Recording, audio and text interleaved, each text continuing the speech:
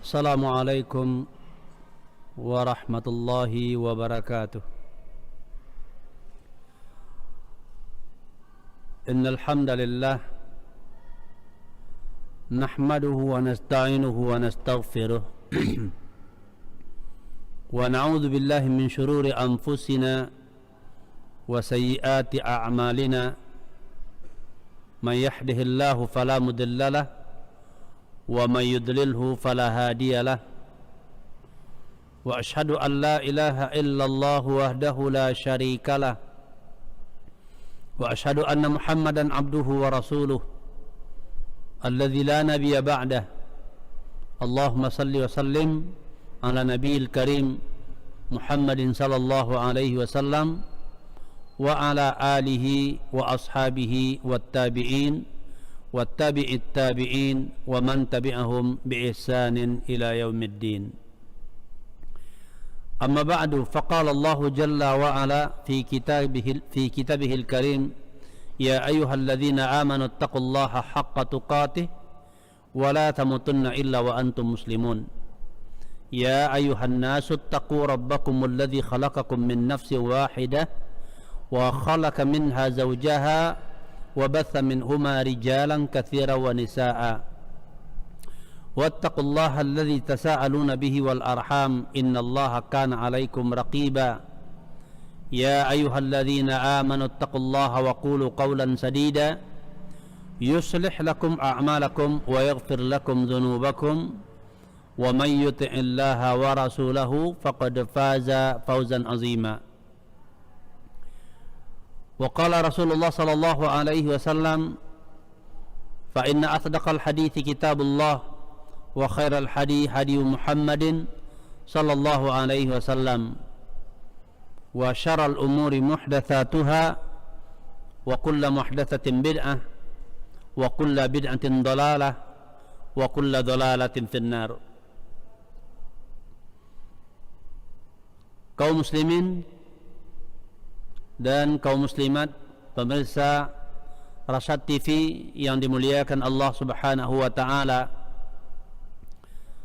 Alhamdulillah, dengan izin Allah Jalla wa ala dan kemudahan yang diberikan Allah Subhanahu wa taala, pada malam ini kita kembali dapat melanjutkan kajian kita yang berkaitan dengan kaedah-kaedah fikih yang mana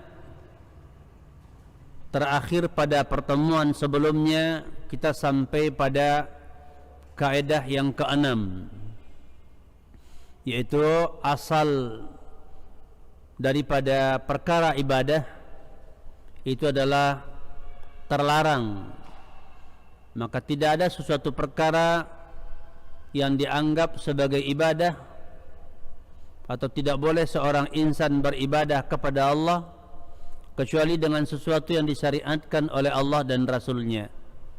Sedangkan hukum asal tentang perkara adat, muamalah, urusan dunia adalah mubah, maka tidak ada yang diharamkan darinya kecuali apa yang diharamkan oleh Allah Subhanahu wa taala. Dan pada malam ini insyaallah kita akan lanjutkan dengan kaidah yang ketujuh. Sebelum kita lanjutkan, mari kita awali dengan memuji Allah Subhanahu wa taala, di antaranya dengan mengucapkan alhamdulillahirabbil alamin. Dan ini sekaligus sebagai bukti kita mensyukuri nikmat-nikmat yang Allah berikan kepada kita, nikmat yang banyak sekali, terutama adalah nikmat beragama dengan agama yang hak, beragama dengan agama yang benar, dan tidak ada kenikmatan yang sebanding dengan nikmat ini, yaitu nikmat hidayah. Allah berikan petunjuk kepada kita dapat beragama dengan agama yang benar. Kemudian mari kita lanjutkan dengan bersalawat serta mengucapkan salam kepada Rasulullah sallallahu alaihi wasallam dan keluarga beliau dan juga para sahabat beliau keseluruhannya ridwanullah alaihim ajma'in. Demikian juga kepada para tabi'in, para tabi'ut tabi'in dan kaum muslimin serta kaum muslimat yang selalu berusaha untuk berpegang teguh dengan syariat yang diturunkan Allah Subhanahu wa taala. Kemudian setelah itu, mari sama-sama kita berusaha untuk selalu meningkatkan ketakwaan kita kepada Allah dengan selalu berusaha untuk memperbaiki ketaatan kita dengan melaksanakan apa-apa yang diwajibkan oleh Allah kepada kita dan meninggalkan perkara-perkara yang diharamkan oleh Allah Subhanahu wa taala. Karena kita mengetahui bahwa takwa adalah sebaik-baik bekal. Takwa adalah bekal yang terbaik untuk masa depan kita.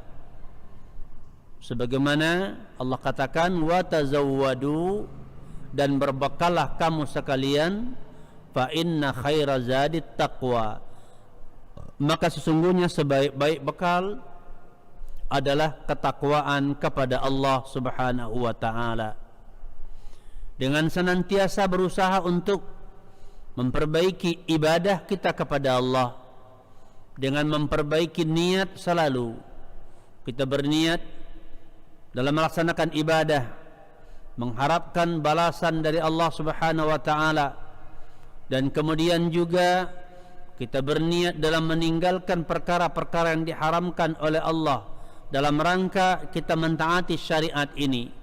Dan juga bahkan dalam urusan-urusan dunia kita berusaha menjadikannya sebagai wasilah untuk, yaitu ketaatan kita, wasilah untuk ibadah kita kepada Allah Subhanahu wa taala.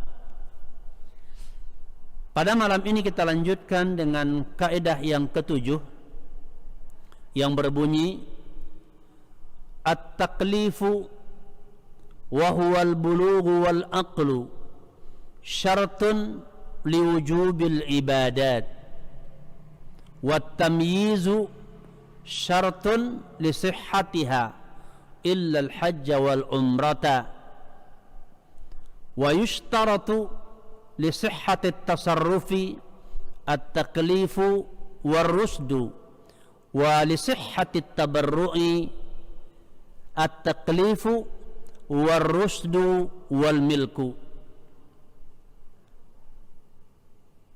Penulis mengatakan kaidah yang ketujuh adalah at-taklif, yang mana dia adalah al-bulugh wal aqlu, baligh dan berakal. Jadi orang mukallaf itu dikatakan dengan syarat baligh dan berakal. Ini merupakan syarat terhadap wajibnya berbagai ibadah. Jadi baligh dan berakal adalah syarat seseorang itu dikenai kewajiban berbagai ibadah. Dan tamyiz, yaitu bisa membedakan antara yang bermanfaat dan yang mudarat, ini merupakan syarat sahnya ibadah,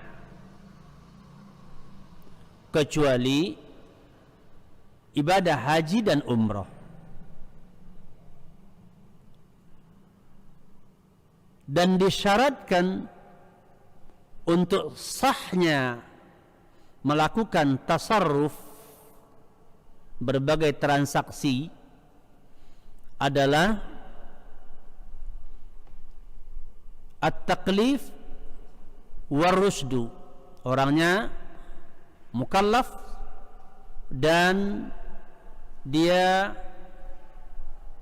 pintar atau mengerti.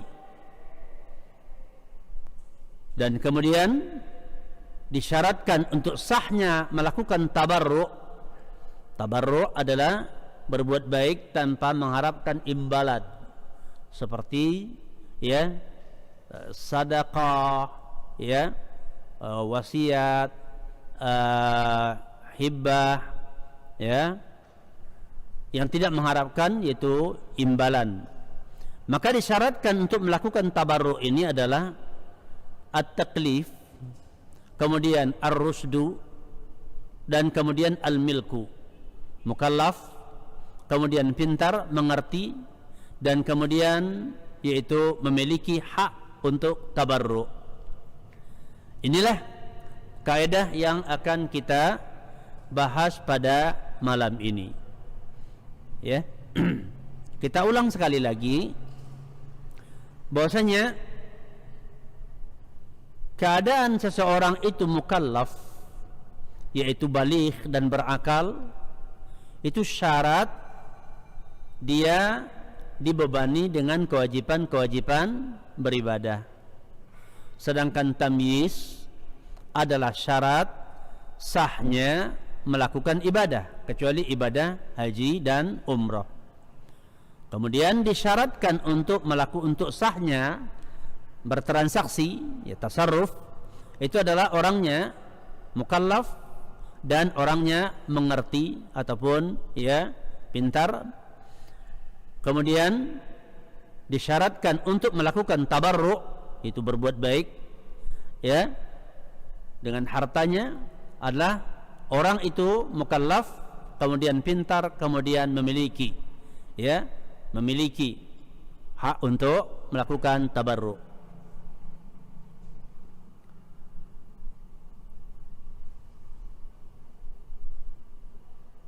Kemudian dari Aisyah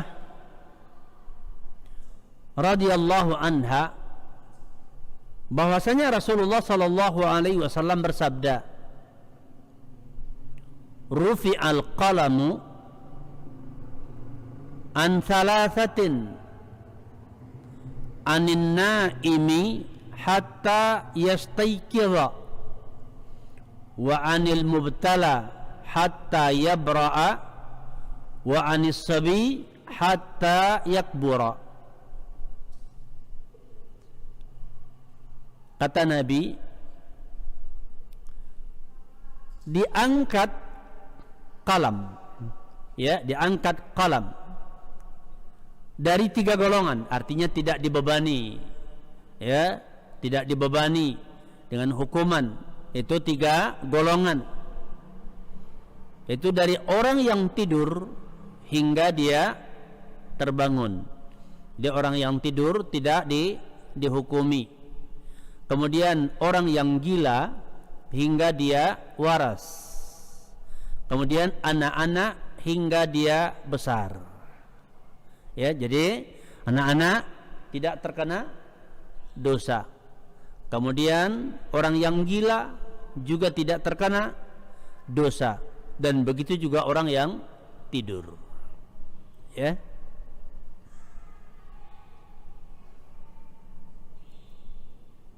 Maka oleh sebab itu tidak ada kewajiban bagi orang yang tidur. Tidak ada kewajiban bagi orang yang gila, ya, hingga dia waras normal, dan tidak ada kewajiban ibadah terhadap anak-anak sampai dia besar. Kemudian dalil tentang syarat tamyiz, ya, syarat tamyiz untuk sahnya ibadah. Kalau tadi syarat wajibnya, wajib, ya, ibadah. Kalau syarat tamyiz untuk sahnya ibadah, artinya sahnya ibadah itu adalah kalau seseorang itu sudah tamyiz, adalah hadis Amru bin Shu'aib dari bapaknya, dari kakeknya, dia mengatakan telah berkata Rasulullah sallallahu alaihi wasallam, muru auladakum bis salati wa hum abna'u sab'i sinin wadribuhum 'alaiha wa hum abna'u ashrin wa farriqu bainahum fil madaji. Kata Nabi, perintahkanlah anak-anak kalian untuk melaksanakan salat dalam keadaan mereka berumur 7 tahun, dan pukullah mereka kalau tidak melaksanakan salat, maksudnya sedangkan mereka ketika sudah berumur 10 tahun, dan pisahkanlah di antara mereka ya dalam urusan itu ranjang atau tempat tidurnya.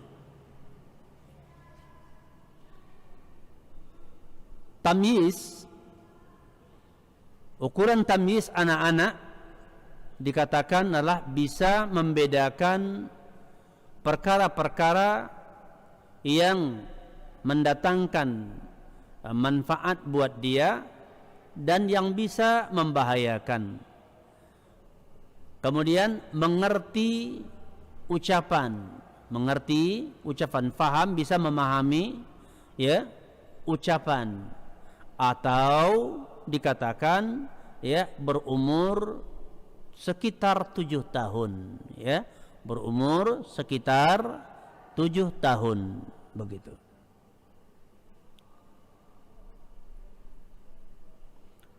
Nah, terkait dengan kaidah ini,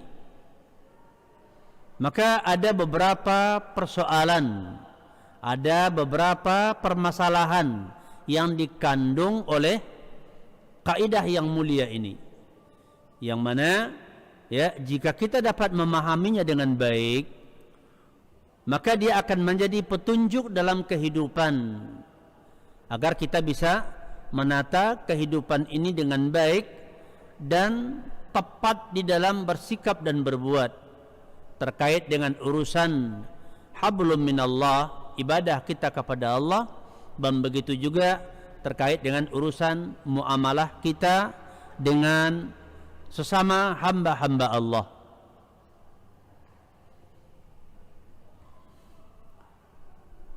Masalah yang pertama dari kaidah ini adalah yaitu at-taklifu wa huwa al-bulughu wal aqlu syartun liwujubil ibadat. Bahwasanya taklif seorang mukallaf yaitu adalah baligh, keadaan baligh, dan berakal. Ini adalah syarat untuk wajibnya ibadah.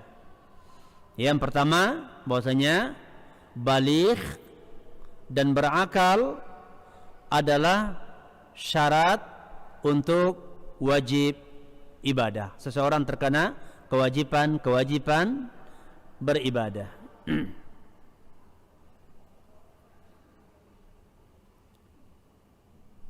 Taklif, ya, at-taklif secara bahasa artinya adalah memikul sesuatu, ya, memikul sesuatu, ya, menanggungkan sesuatu, beban, ya, memikul sesuatu beban.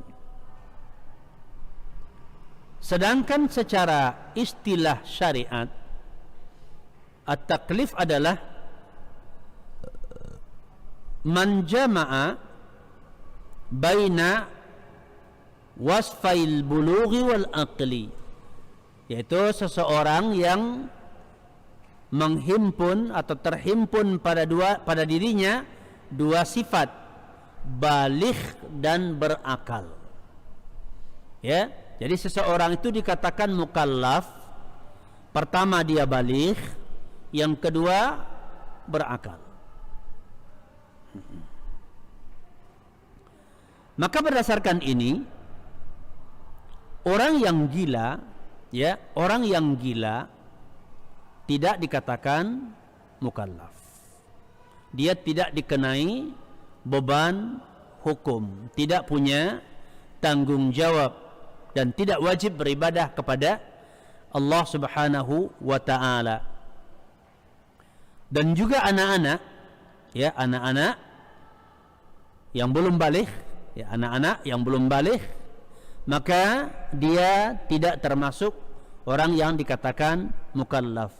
Jadi orang gila dan anak-anak bukanlah mukallaf, bukan orang mukallaf, maka tidak diberi kewajiban untuk, atau tidak dibebani kewajiban untuk beribadah kepada Allah Subhanahu wa taala, seperti salat, ya, berpuasa, ya, itu tidak diwajibkan kepadanya, ya, berhaji tidak diwajibkan kepadanya. Adapun terkait dengan masalah zakat, ya, adapun terkait dengan masalah zakat atau perkara seperti menanggung, ya,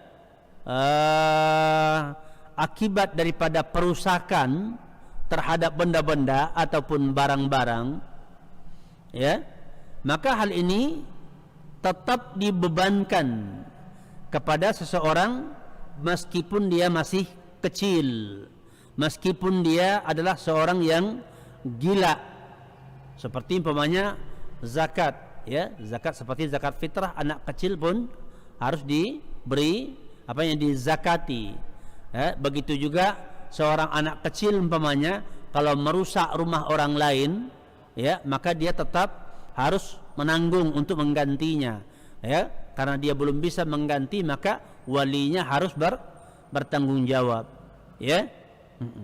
Di sisi Allah Subhanahu wa taala dia tidak berdosa karena dia anak-anak, ya, di sisi Allah dia tidak berdosa karena itu adalah anak-anak, begitu.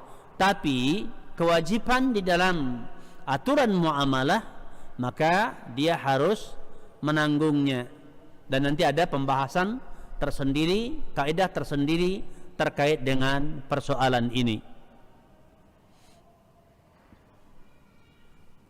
Kemudian dalil dari hal ini adalah terutama dalil dari Al-Quran. Allah Subhanahu wa taala berfirman, ya, wa man qatala mu'minan khata'an fatahriru raqabatin mu'minatin wadiyatun musallamatun ila ahlihi illa ayyasaddaqu.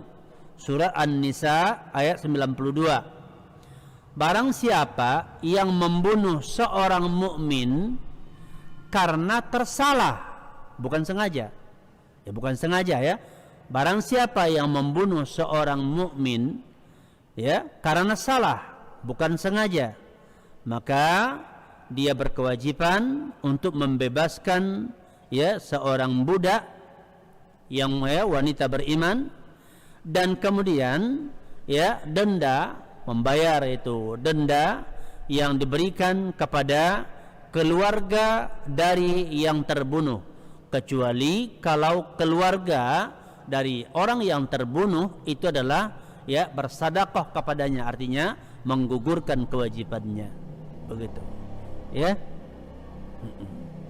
Tahu disebut juga dengan kaidah yang nanti akan disebut pada kaidah berikutnya, al-itlafu yastawi fihi al-muta'ammidu, ya, wan nasi, ya, bahwasanya orang yang merusak itu, yang merusak suatu barang, maka sama saja sengaja atau tidak sengaja, maka dia harus menggantinya, ya, begitu. Adapun terkait dengan masalah ibadah kepada Allah, maka orang yang gila atau yang masih anak-anak, maka mereka belum diwajibkan, tidak terkena kewajiban untuk beribadah kepada Allah Subhanahu wa taala. ya. Tapi adapun terkait dengan masalah harta seperti zakat, maka anak-anak pun mesti mengeluarkan, yaitu zakat. Kemudian dalil dari sunnah, berkata Umar ibn Khattab radhiyallahu an, ittajiru fi amwalil yatama wala ta'kuluha az-zakatu. Kata beliau, perdagangkanlah atau kembangkanlah oleh kalian harta anak yatim, ya, agar kewajiban zakat tidak memakan harta anak yatim tersebut. Ya, jadi kan kalau harta itu lebih cukup nisab, ya, dan haulnya harus dikeluarkan zakat. Maka dikatakan agar zakat tidak memakan harta anak yatim tersebut, agar harta anak yatim terjaga, maka dianjurkan untuk dikembangkan, ya, berdagang dengannya, begitu, ya, sehingga kewajiban zakat tidak memakan harta anak yatim.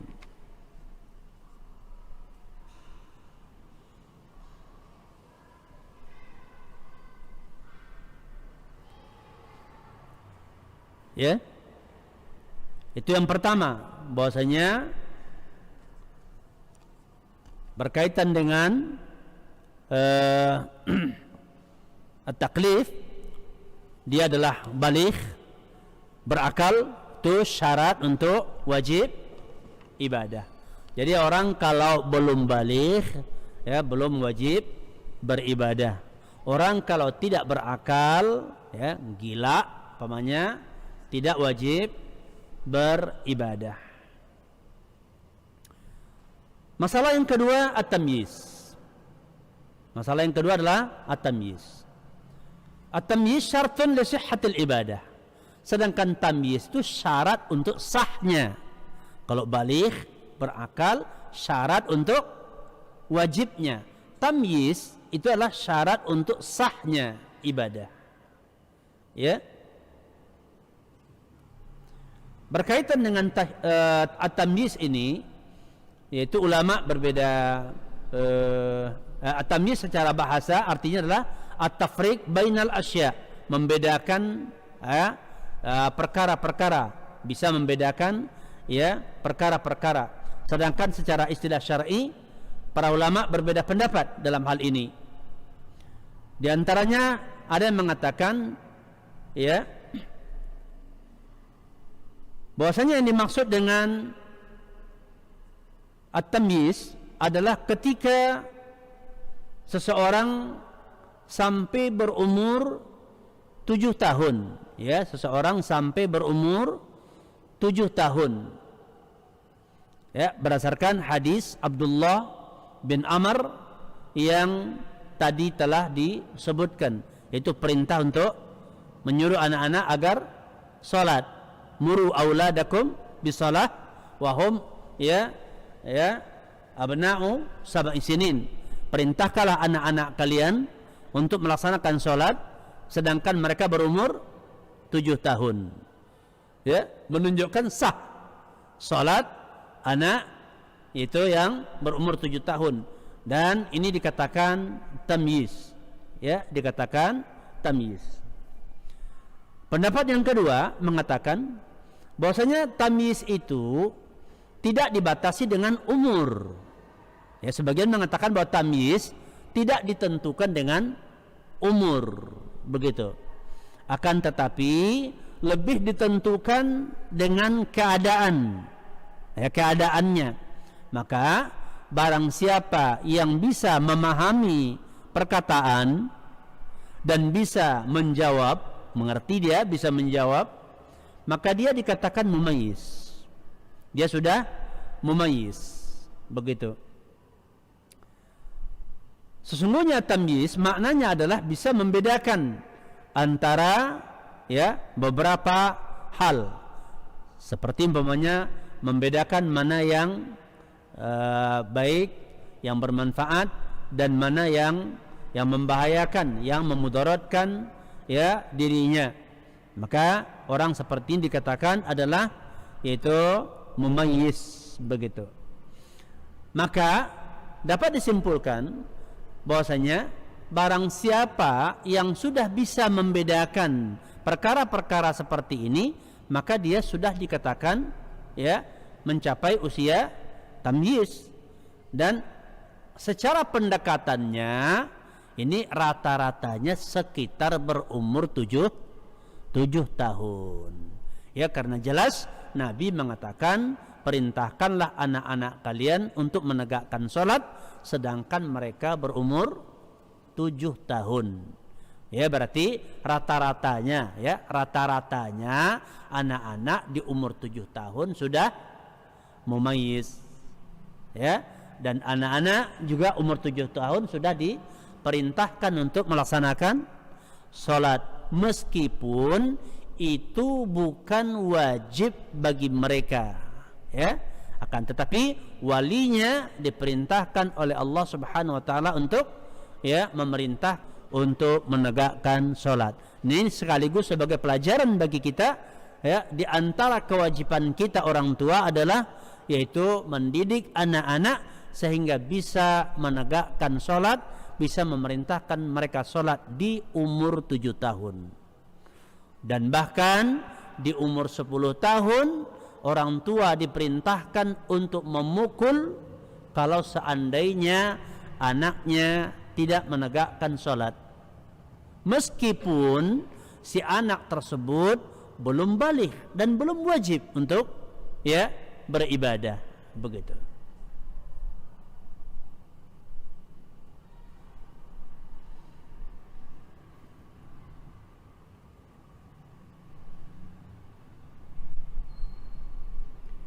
Jadi maka dikatakan, adapun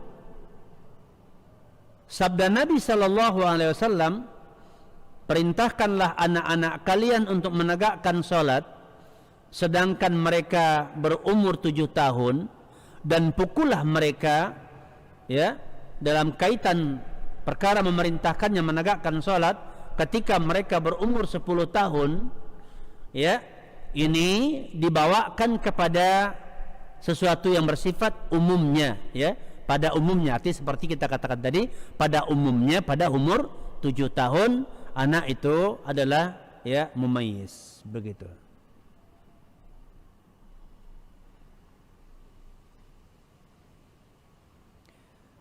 Kemudian dikecualikan tentang sahnya ibadah tadi, dikatakan bahwasanya kan haji dan umrah, terkecuali haji dan umrah. Ibadah haji dan umrah, anak-anak yang belum sampai usia, ya, dikata ini yang maksud dengan illal hajja wal umrah, kecuali haji dan umrah. Dalilnya adalah hadis dari Ibnu Abbas radhiyallahu an. Dalilnya adalah hadis dari Ibnu Abbas radhiyallahu an. Beliau mengatakan, rafa'at imra'atun sabiyan laha faqalat ya Rasulullah ali hadha hajjun, qala na'am walaki ajrun. Jadi dikatakan seorang wanita mengangkat anak kecilnya, ya, seorang wanita mengangkat anak kecilnya, sabi, anak kecil, dia angkat. Kemudian berkata kepada Rasulullah, wahai Rasulullah, apakah sah haji anak seperti ini? Nah, ya, apakah ada haji untuk anak seperti ini? Diangkat, ya, diangkat. Apakah ada haji untuk anak seperti ini? Kata Nabi, na'am, iya, walaki ajrun, untuk kamu pahalanya. Ya, jadi terkhusus haji dan umrah maka sah dilakukan, ya, ketika anak kecil dibawa oleh orang tuanya untuk melaksanakan haji dan umrah. Adapun sholat, puasa, itu anak yang belum tamyiz, ya, tidak sah, ibadahnya. Adapun kalau sudah tamyiz sah, cuma belum wajib.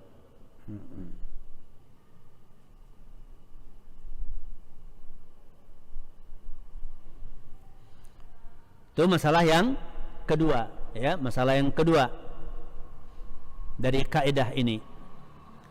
Kemudian masalah yang ketiga, ya, dari kaidah ini, masalah yang ketiga, yushtaratu li sihhati at-tasarrufi at-taklifu war-rusdu. Disyaratkan sahnya tasarruf, ya, apabila dengan syarat taklif dan ar-rusdu.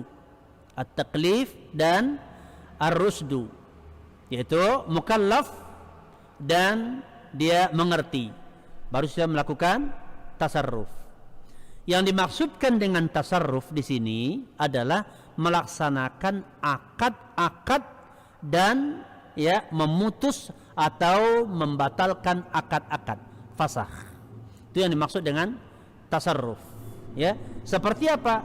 Seperti umpamanya akad-akad transaksi, ya, seperti akad perdagangan, jual beli, ya, untuk mendatangkan keuntungan, atau mungkin sewa menyewa, upah mengupah, begitu, ya. Ini tasarruf. Maka disyaratkan bagi orang yang akan melakukan tasarruf, dikatakan bahwasanya dia itu adalah taklif atau mukallaf dan ar-rusdu, ya, syaratnya dia harus mengerti, ya, paham hal tersebut. Jadi terkait dengan transaksi ini, akad-akad transaksi, ya, sewa menyewa, upah mengupah, ya, dagang, ini memiliki 3 syarat. Ini memiliki 3 syarat. 3 syarat agar orang bisa melakukannya. Kalau nggak ada 3 syarat nih, nggak boleh. Nggak boleh melakukan transaksi. Asyaratul awal al-aqlu. Syarat pertama berakal. Ya, syarat yang pertama boleh melakukan tasarruf, misalnya jual beli, ya, upah mengupah, begitu, ya. Itu syarat pertama adalah berakal. Maka tidak sah jual beli yang dilakukan oleh orang gila. Ya, jadi kalau kita pokoknya nengok orang gila, barangnya nampaknya ini bagus, bisa dimanfaatkan, ini kita tawar untuk dibeli, itu tidak boleh.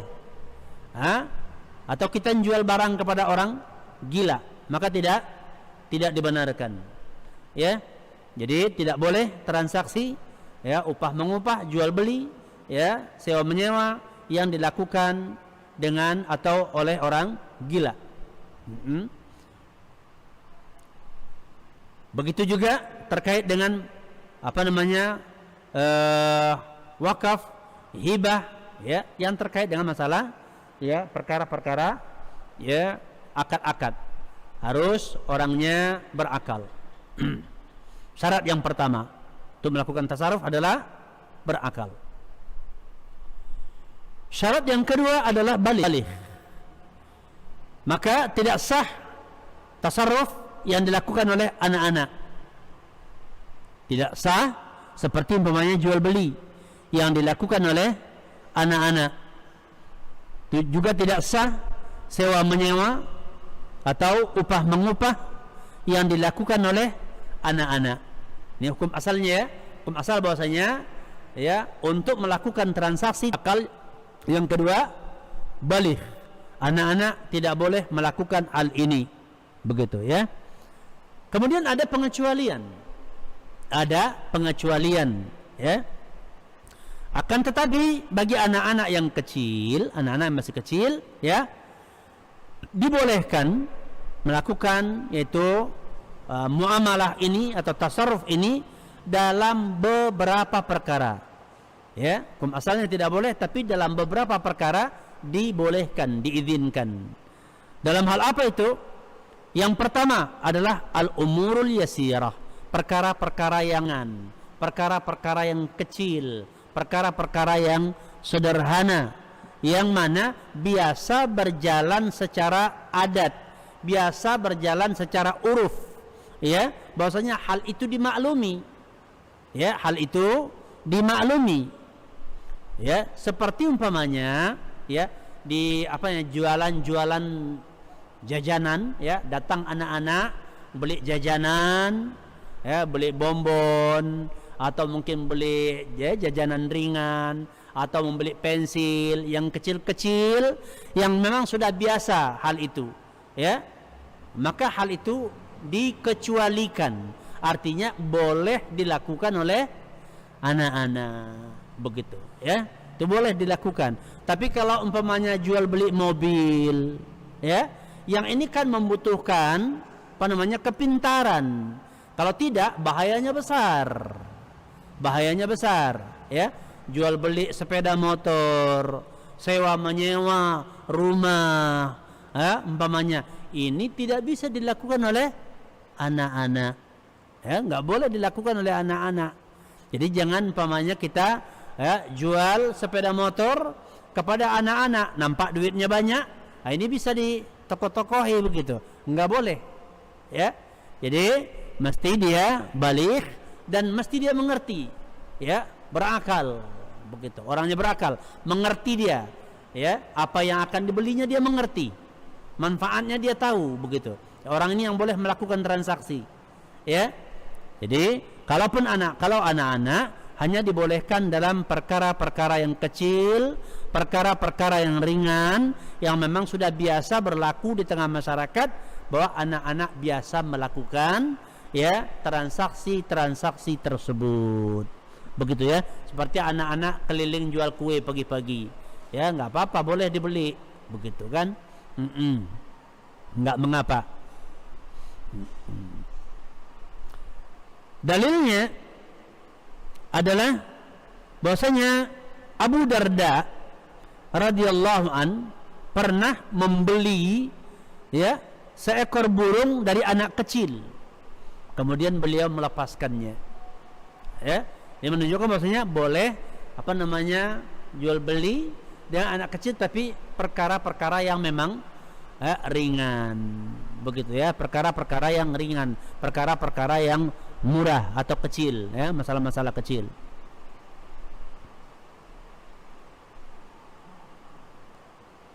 Kemudian dibolehkan yaitu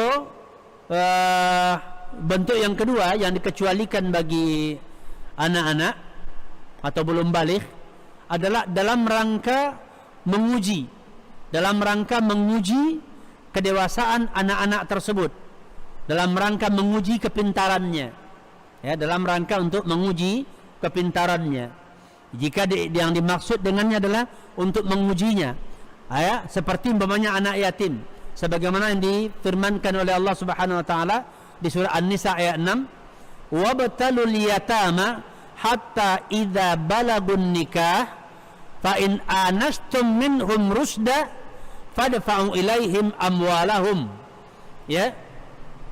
Dan ujilah anak-anak yatim tersebut, dan jika ya didapati keadaan bahwasanya mereka itu sudah layak untuk menikah ya, sudah cukup untuk menikah, dan ya apabila engkau dapati dia itu adalah memiliki ar-rusd, kepintaran, sudah mengerti, sudah faham dia dalam mengendalikan harta, sudah tahu dia dalam mengatur, sudah tahu dia di dalam berbelanja ya, manfaat dan mudaratnya, maka serahkanlah kepada mereka harta mereka, anak yatim.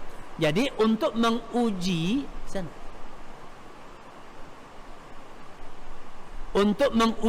ya, maka bisa dilakukan ya, di dalam rangka pengujian ya, dalam rangka pengujian ya anak-anak tersebut, apakah dia sudah cukup umur, apakah dia sudah memiliki ar-rusdu, kepintaran, kecerdikan untuk mengelola harta ya. Jika dia telah memiliki kemampuan untuk mengelola harta, maka akan diserahkan kepadanya hartanya.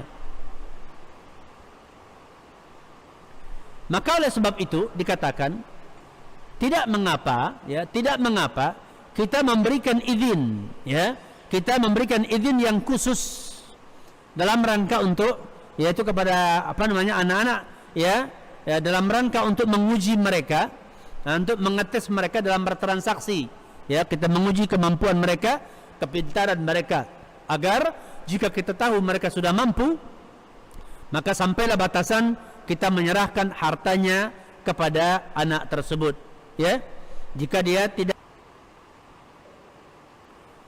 Kemudian yang dikecualikan juga adalah apabila yaitu tasarruf yang dilakukan tersebut adalah murni maslahat, seperti menerima hibah, ya, seperti menerima hibah ataupun ya menerima wakaf atau wasiat, ya, dan hal-hal yang sejenis dengan hal ini, maka tidak mengapa mereka melakukannya, begitu ya. Ini bentuk pengecualian ya bagi ya anak-anak dalam rangka melakukan transaksi, di mana hukum asalnya disyaratkan dia harus yaitu mukallaf, ya, dia itu harus pintar, dia harus berakal, ya, kecuali dalam beberapa perkara yang telah kita sebutkan tadi.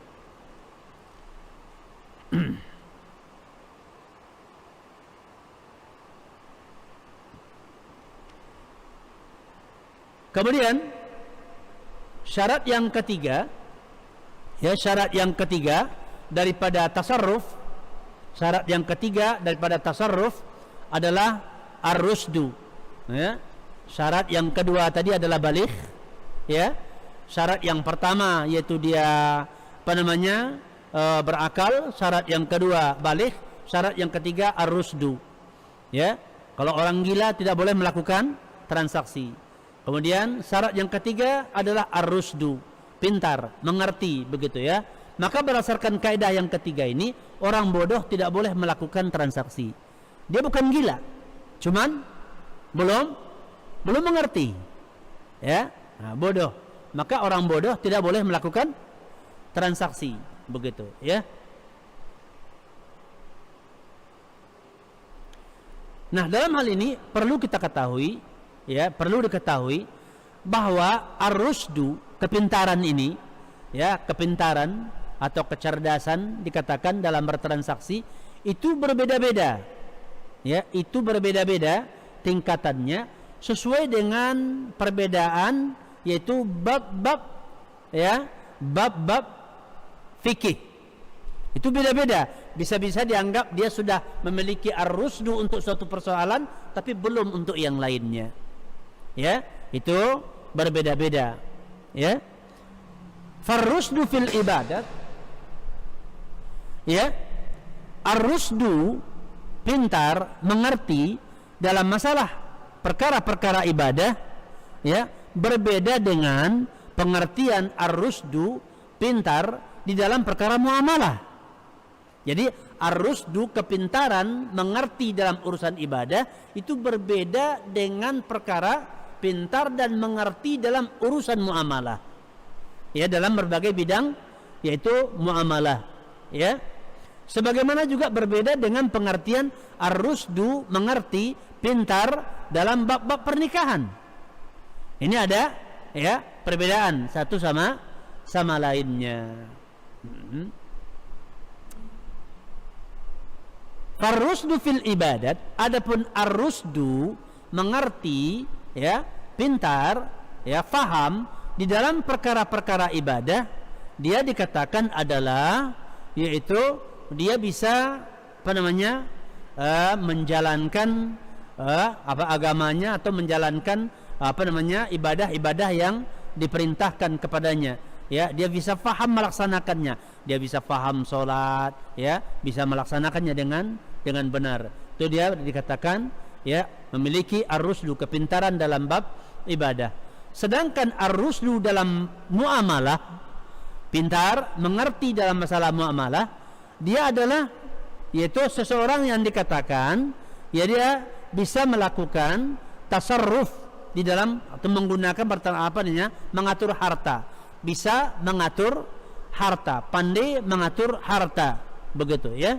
Tidak banyak melakukan yaitu pelanggaran-pelanggaran, kerusakan-kerusakan dan kemubaziran atau menggunakan harta pada perkara-perkara yang diharamkan. Jadi kalau dia belum bisa membedakan ini harta untuk apa, ya, belum mengerti, maka belum dianggap memiliki ar-rusdu dalam muamalah. Dia taunya adalah apa yang enak di seleranya aja, nggak tahu mana yang halal, nggak tahu yang haram, nggak tahu mana yang mendatangkan dosa, nggak tahu mana yang mendatangkan pahala, nggak tahu mana yang bisa membangun keadaan dan mana yang meruntuhkan. Ini belum memiliki ar-rusdu dalam masalah, ya, muamalah, begitu. Jadi beda, ya, berbeda pengertian. Orang dianggap itu sudah pintar, sudah faham dalam urusan harta, dengan faham dalam urusan, ya, masalah kewajiban beribadah, ya, jadi beda. Maka orang kalau tidak memiliki ar-rusdu, maka tidak dibolehkan dia melakukan, yaitu muamalah sesuai dengan tingkatnya, ya, sesuai dengan tingkatnya, karena hal itu bisa akan membahayakan.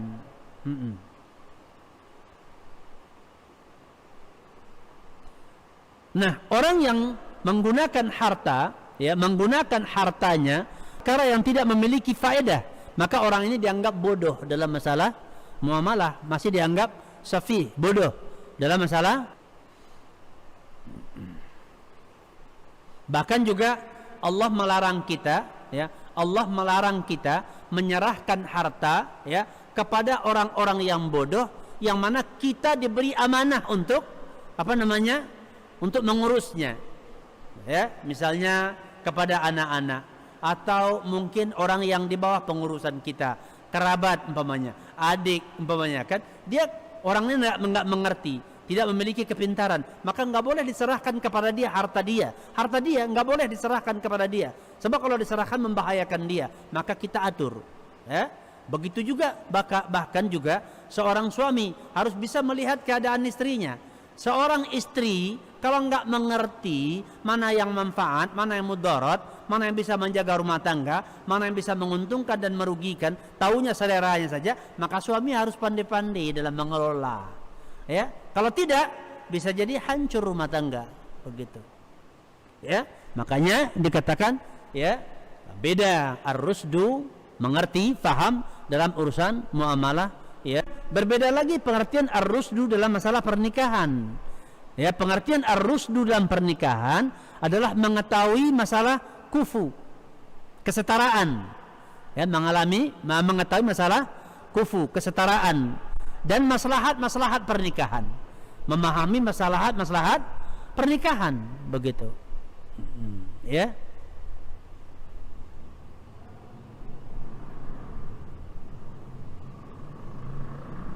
Kemudian ada syarat yang keempat yang ditambahkan oleh, ya, pensyarah, yang bukan dari Syekh Abdul Rahman As-Sa'dinya, bukan dari matan tapi tambahan dari pensyarah. Syarat yang keempat daripada tasarruf, itu transaksi, adalah al-hurriyah, merdeka. Kedudukan orangnya harus merdeka, begitu, ya, orang yang merdeka, bukan budak, ya. Hal ini dikatakan tidak disebutkan oleh Syekh Abdul Rahman As-Sa'di, ya. Tapi ditambahkan oleh pensyarah, ya, bahwasanya yang budak tidak boleh melakukan muamalah kecuali dengan izin daripada tuannya, ya. Budak tidak boleh melakukan transaksi kecuali dengan izin tuannya, begitu, ya. Kemudian masalah yang keempat, ya, masalah yang keempat, yustaratu li sihhati tabarru'i at-taklifu warusdu wal milku. Disyaratkan untuk sahnya melakukan tabarru', ya, taklif, orangnya mukallaf, ar-rusdu, orangnya pintar, mengerti, paham, wal milku, memiliki. Ya, ini untuk melakukan tabarru', itu berbuat baik, ya, berbuat baik, memberi tanpa mengharapkan imbalan, tidak cari untung, ya, tidak cari untung sifatnya, istilahnya, ya. Apa itu tabarru'? Tabarru' itu adalah ikhrajul amwal bila muqabil, mengeluarkan harta tidak mengharapkan imbalan, ya, membantu, ya, sedekah, ya, memberi hibah, ya, hadiah umpamanya, Ya, wasiat, wakaf, itu namanya tabarruk. Jadi tidak mengharapkan hasil atau imbalan, ya. Dia adalah setiap akad, ya, transaksi yang dimaksudkan atau yang diinginkan dengannya adalah al-ihsan, untuk berbuat baik. Ya, berbuat baik semata. Atau kalau kita katakan mungkin seperti akad sosial begitu ya. Enggak cari untung, enggak cari imbalan, enggak cari hasil, enggak. Sifatnya adalah sosial, yang diharapkan adalah pahala, begitu ya. Jadi pada akad-akad yang sifatnya tidak menginginkan yaitu imbalan, yaitu akad-akad yang bersifat ihsan seperti wakaf, wasiat, hibah, pemberian, memerdekakan, begitu ya, memerdekakan budak. Maka terkait dengan hal ini dikatakan yustaratu lahu arba'atu syurut. Dia memiliki 4 syarat, ya, untuk melakukan tabarruk ini memiliki 4 syarat, begitu. Ya. Syarat yang pertama adalah berakal. Ya, syarat yang pertama berakal. Jadi orang kalau memberi membantu, wakaf dan lain-lainnya, ya, syarat yang pertama orangnya harus berakal. Kalau orang gila nggak boleh, ya, nggak berlaku. Orang gila tidak berlaku. Yang pertama syaratnya dia harus berakal. Orang yang gila tidak sah untuk melakukan hibah, memberikan hibah atau berwakaf atau wasiat. Ya, orang gila tidak. Syarat yang kedua baligh. Ya, syarat yang kedua baligh. Kalau anak-anak belum, anak-anak tidak boleh. Umpamanya anak-anak menginfakkan hartanya 500 juta untuk bangun masjid. Ya, dia nggak tahu. Dia dapat, bapaknya meninggal, dia dapat warisan ya 1 miliar, 800 juta diinfakkannya untuk masjid. Dibilang pula sama dia, wah ini bagus ini, harta kamu banyak, udahlah infak aja untuk masjid. Dia nggak ngerti, kasihnya 800 juta atau 900 juta, nggak berlaku, gitu ya. Anak-anak tidak bisa melakukan akad yaitu tabarruk, begitu ya. Dia harus ya baligh. Anak tidak bisa melakukannya. Anak kecil tidak boleh.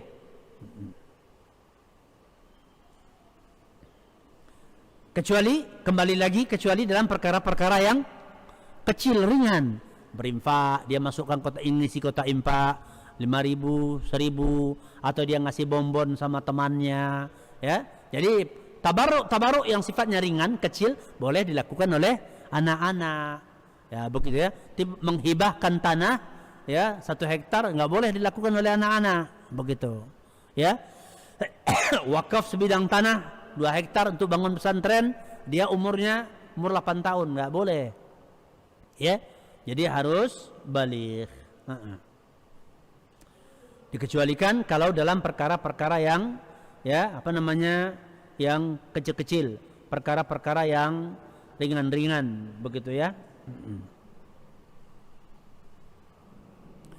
Kemudian syarat yang ketiga adalah ar-rusdu. Dia harus mengerti, ya, faham, pintar. Fasafih la yasihu tabarru'uhu. Orang yang bodoh tidak boleh melakukan tabarruk. Tidak sah melakukan tabarruk, begitu. Dan syarat yang keempat adalah al-milku, memiliki, ya. Maka tidak sah seseorang bertabarruk dengan harta orang lain. Jadi nggak boleh dia berinfak atau dia mungkin wakaf tapi dengan harta orang lain, membantu tapi dengan harta orang lain, begitu. Jadi jangan membantu dengan menggunakan harta orang lain. Kalau mau berinfak, kalau mau sedekah, kalau membantu orang susah dari harta kita, gitu. Jangan memanfaatkan harta orang lain, begitu. Nggak boleh. Menahan harta orang digunakan untuk berbuat baik, ya, itu tidak dibenarkan. Jadi kalau kita berbuat baik harus dari harta yang kita miliki, begitu, ya. Dalilnya adalah dalil dari Al-Quran, firman Allah Subhanahu wa taala di surah Al-Baqarah ayat 188. Wala ta'kulu amwalakum bainakum bil batil wa tudlu biha ilal hukam litakulu fariqam min amwalin nas bil ithmi wa antum ta'lamun, ya. Dan janganlah yaitu kalian memakan, ya, harta sebahagian yaitu daripada kalian secara batil. Janganlah sebagian kalian memakan harta sebagian kalian yang lainnya secara batil, ya, yaitu dengan kalian mengangkatnya perkara tersebut kepada hakim, umpamanya adalah agar sebahagian bisa memakan harta sebagian yang lainnya, begitu, harta manusia yang lainnya, dengan cara, ya, yang mendatangkan dosa, dengan cara yang mendatangkan dosa. Sedangkan kalian mengetahui, awas ya, jangan coba-coba menggugat harta orang lain ke pengadilan. Kita tahu itu bukan kita punya, cuma karena yakin bisa menang. Yakin bisa menang, ya kan? Seolah mungkin kuat pengacara atau barangkali kuat modal, udah tahu bukan kita punya, kemudian diusahakan untuk diangkat ke pengadilan untuk dimenangkan, kemudian menang, ya, bangga pula. Padahal itu adalah kezaliman, ya, tidak boleh. Apa namanya, tanah, ya, kebun dan lain-lainnya, apa saja yang namanya harta orang, kemudian diusahakan untuk dikuasai, menguasai harta orang lain, ya. Nah, kemudian sampai pula mengangkat ke pengadilan. Nah, ini udah jelas tidak ada asal usulnya untuk didapatkan tanah itu, bolak-balik ke pengadilan, begitu, sogok sana sogok sini, begitu ya, berapapun dibayar. Nah, padahal sudah tahu, kita sadar ini bukan harta warisan, dia apa namanya,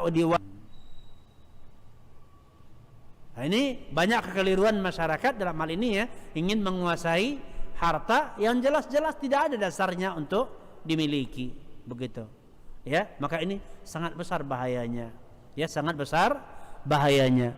Itu tidak dibenarkan malah, ya.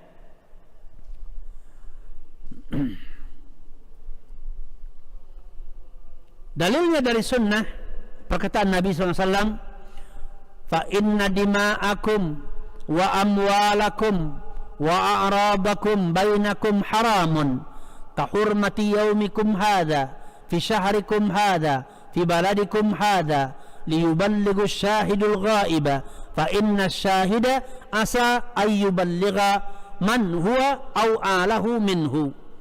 Kata Nabi, ya, sesungguhnya, ya, darah-darah kalian dan harta-harta kalian dan kehormatan-kehormatan di antara kalian haram, ya, haram, yaitu satu sama lain seperti haramnya hari kalian ini.